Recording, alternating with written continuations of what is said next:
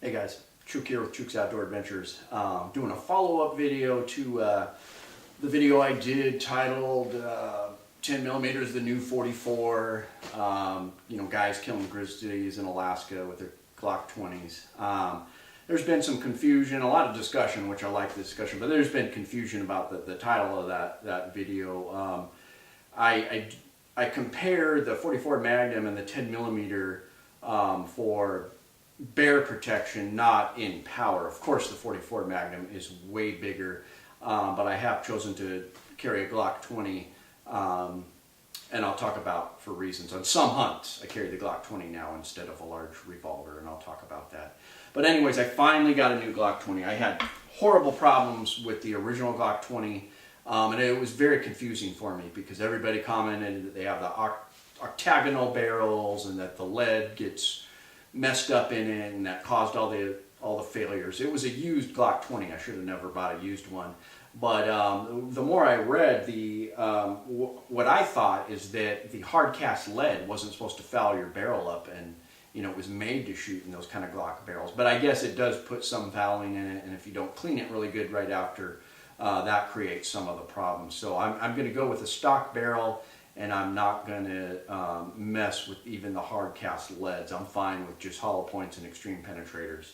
But anyways, here's the new Glock 20 weapon check. It is safe, nothing in the mag. But I'm pretty happy with it because I got the FDE. Would you just look at it? Just look at it. I got the FDE.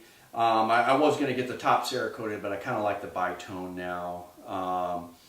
And I got a weapon light for it and everything. So very happy with this. It's a Gen 4. Before I had a Gen 3, and it's brand new. So I'm going to take it out and do some tests this weekend and let you guys know what I think. But I'm pretty happy with this Glock. Now the whole reason why I started this whole argument is because I actually feel safer. I don't even have a 44 mag now. I have a 500 Smith & Wesson. This is safe as well. Oh, flagged myself there, idiot. But anyways, I have a 500 Smith & Wesson. I feel safer with that, even though it's only 5 shots, because I can, I know it's not going to malfunction on me. It's got a higher reliability level. I know it's going to fire when I pull the trigger. The problem I'm having is I'm doing some extreme mountain hunts where I'm getting everything lightweight. I've got all this lightweight gear, and then yet I've got this really heavy revolver strapped to my chest, and it can be a little bit miserable after the second day or even a full day. So I do want a Glock 20. It's not my first choice. My first choice would be a shotgun, 12 gauge shotgun, but I've taken that out fishing and even on some drop-off hunts, but I never carry it because it's so annoying. I always end up setting it down. If I get attacked, it's not going to do me much good just sitting there. So even none of these pistols are ideal. You want a 12 gauge with slugs, but as these pistols have been known to kill bears, I mean it's not ideal, but just because it can kill a bear doesn't mean it's a good choice for bear protection. But I will be carrying a Glock 20 just because light and the fact that I can have 15+1 and I can shoot it much faster, which is another plus for the Glocks, I think. Obviously, ballistically, a 10 millimeter does not even come close to a 44 Magnum. Everybody knows that. And it's kind of interesting.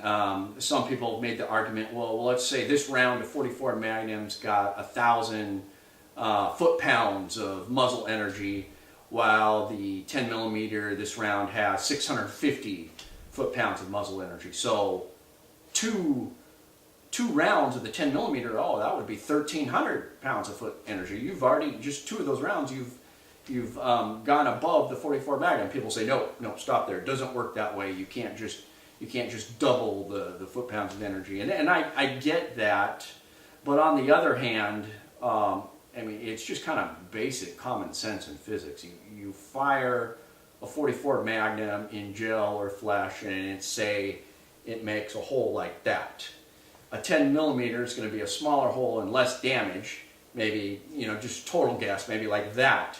But you shoot 2 of them, suddenly you've got that almost equal to the 44 Magnum. Now, it may not be the same penetration, there's lots of variables, but when I can keep this, this semi-auto, I can keep it on target a lot better and get a lot more shots off faster. So I personally feel like I can increase the damage and have a little bit more wiggle room and sense of time, and just getting damage out to that animal as quickly as possible.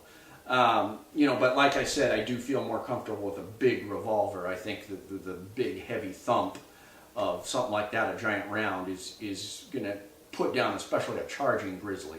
I'm still nervous. I'm not saying, oh yeah, you know, when I originally did that video, I was super happy about the 10 millimeter, and I had these stories of guys killing brown bears with 10 millimeter, which is true, which it have. But like I said, just because they can doesn't mean it's the correct tool for the job. So I'm still nervous if I'm gonna be charged by a big grizzly. I'd rather have a big bore revolver. But you know, if I'm going all lightweight, I do feel comfortable, and on some hunts I will be taking the Glock 20. You know, take it or leave it. That's my rationale, and let the discussions and arguments begin. But I do feel good about having a lot of rounds in a magazine with extra magazines, and you know, being able to have better aim. And there's guys that just have been going back and forth on this. There's the camp of the 10 millimeter. Oh, I'd rather have 15 rounds, you know, that I can quickly put down a bear. And then there's the big bore revolver guys that are like, oh, that's, you know, you're just going to piss it off, and you got to have the big bore revolver. And I think there's points on both sides. And I'm kind of going with both. If you know, it was just a car camping, like just last weekend, I had the revolver with me because I wasn't tiring myself up climbing mountains. But this fall, when I'm doing some mountain hunts, I'm not going to want a bunch of heavy stuff, so I'm going to take the Glock. So that's what I have for you guys. Let me know what you think. And I don't think a 10 millimeter is equal to a 44 Magnum. I don't think it's ideal for bear protection, but I'm still going to use it on some of my mountain hunts when I'm way out there and I'm trying to cut down on weight. So let me know what you guys think.